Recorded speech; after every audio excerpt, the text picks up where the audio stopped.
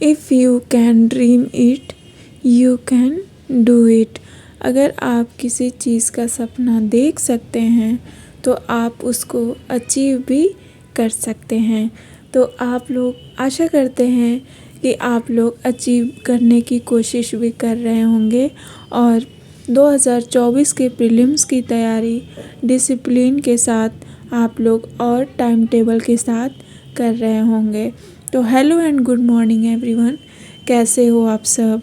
I hope आप लोग अच्छे होंगे। हेलो एवरीवन, कैसे हो आप सब? आई होप आप लोग अच्छे होंगे और पढ़ाई कर रहे होंगे। तो अभी मैं आ गई हूँ छत पे क्योंकि मुझे नीचे बहुत ज़्यादा ठंडी लग रही है। तो आज पढ़ाई करने के बाद थोड़ा सा मूड फ्रेश करने जाएंगे। आई एम सो सॉरी कि बैकग्राउंड में वॉइस आ रही है क्योंकि मैं छत पे आई हूँ और रोड के किनारे घर में ना, तो इस वजह से। तो आज मैं जाऊँगी संगम घूमने, इलाहाबाद का संगम जहाँ पे गंगा नदी और यमुना नदी का संगम होता है।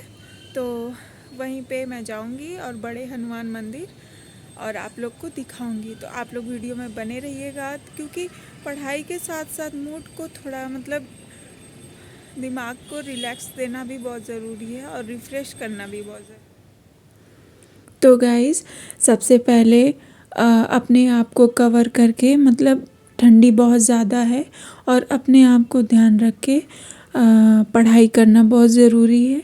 ठंडी, गर्मी, वर्षा तो हर मौसम के साथ ये तो लगा ही रहेगा। तो इसमें हम लोग को अपने हेल्थ का केयर करने के साथ साथ पढ़ाई करना ज़रूरी है। तो अभी मैं सबसे पहले स्टार्ट करूँगी रीडिंग वो हिस्ट्री बुक का। तो स्पेक्ट्रम में अभी पढ़ रही हूँ। काफ़ी दिन पे मैं बुक को देखती रहती हूँ ताकि जो लेक्चर ली हूँ उससे कोई चीज़ मैं थोड़ा मिसिंग हो जाता है मेरे दिमाग से, तो उसको मैं दोबारा बुक से पढ़ समझ लेती हूँ, समझने की कोशिश करती हूँ। तो अभी मैं बुक रीडिंग कर रही हूँ, तब तक मैं आप लोग को एक जानकारी दूंगी संगम के बारे में, गंगा नदी के बारे में कि कहाँ से निकलती है। तो सबसे पहली जानकारी है कि बद्रीनाथ में एक जगह है सतोपंथ हिमानी। हिमानी मतलब ग्लेशियर। सतोपंथ हिमानी से एक नदी निकलती है, विष्णु गंगा। ठीक है। एक साइड से आती है धौली गंगा। ये दो नदियाँ आपस में आके मिल जाती हैं विष्णु प्रयाग में। ठीक है। तो यहाँ इनकी गहराइयाँ बराबर हो जाती हैं। तो विष्णु प्रयाग में फिर वहाँ से फिर एक नदी बन जाती है अलकनंदा। अलकनंदा नदी में एक नदी फिर अलकनंदा आगे बढ़ती है, आके मिलती है नंदाकिनी नदी। नंदाकिनी नदी का संगम होता है नंदप्रयाग में। नंदप्रयाग के आगे नदी बढ़ती है और उसके आगे एक नदी आके मिलती है पिंडार नदी। वहाँ पे कौन सा संगम होता है? कर्णप्रयाग।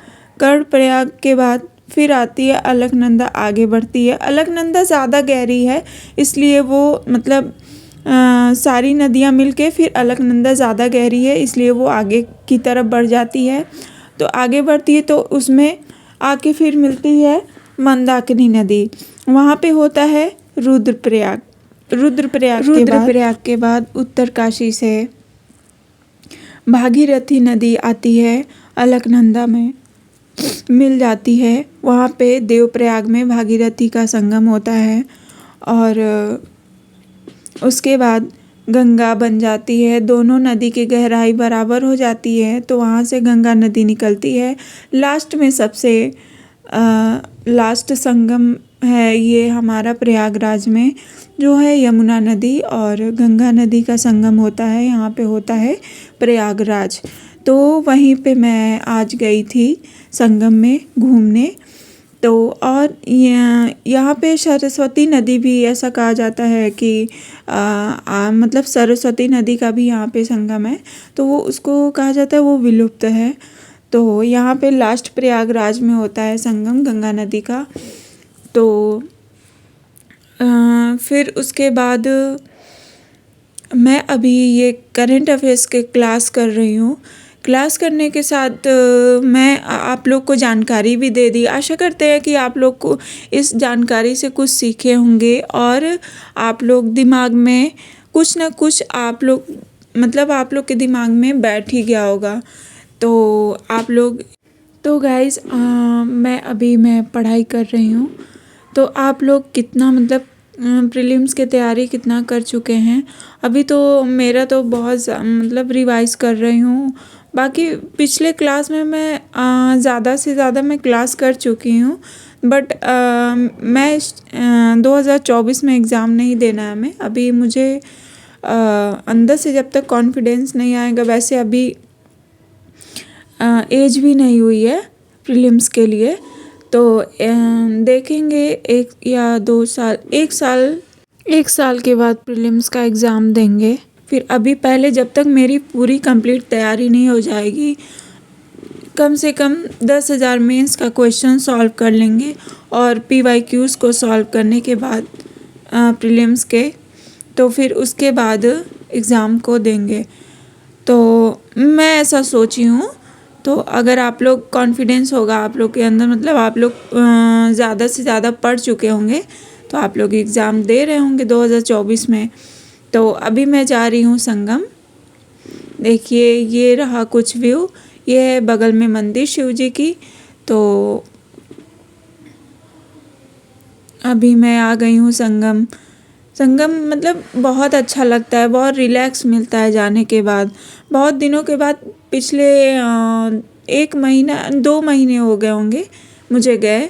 तो फिर मैं सोची, थोड़ा सा मूड भी सही नहीं था और पढ़ाई कर रहे थे और थोड़ा सा तबीयत भी सही नहीं था। तो फिर मैं सोची क्या करूँ अकेले रूम में, मतलब लाइब्रेरी को भी छोड़ दी हूँ, मतलब लाइब्रेरी नहीं जाती मैं, क्योंकि सिंगल रूम है ना, इस वजह से मैं घर ही पढ़ लेती हूँ। तो इसलिए फिर मैं मूड को रिफ़्रेश मतलब दिमाग को रिलैक्स देने के लिए मैं थोड़ा सा चली गई बाहर घूमने के लिए। मेरे साथ कोई था नहीं, मैं अकेले ही चली जाती हूँ घूमने। तो फिर अभी मैं आ गई थी हनुमान मंदिर, ये है बड़े हनुमान जी का मंदिर। तो फिर थोड़ा सा भूख लगी थी, तो ये चना और मूंग वगैरह था, पता नहीं क्या क्या था।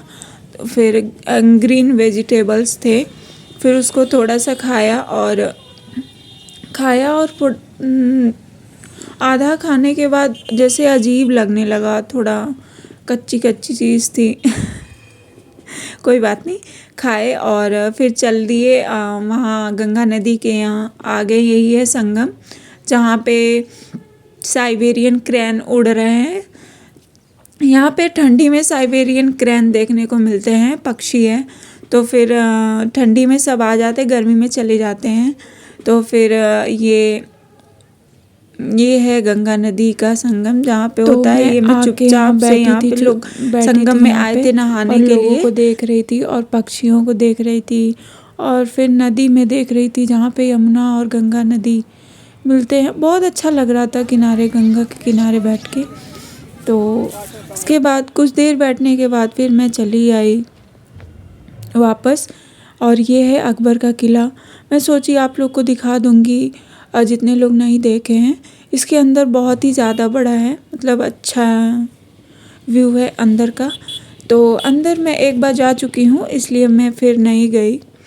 फिर उसके बाद से ये गंगा नदी के यहाँ गई थी घूमने और बड़े हनुमान मंदिर थोड़ा गए थे देखने और फिर उसके बाद चले गए घर, थोड़ा टाइम स्पेंड करके फिर चलते हैं।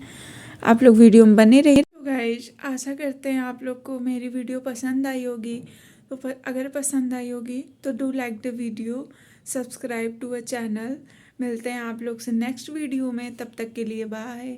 Thank you so much watching this video. Bye, take care.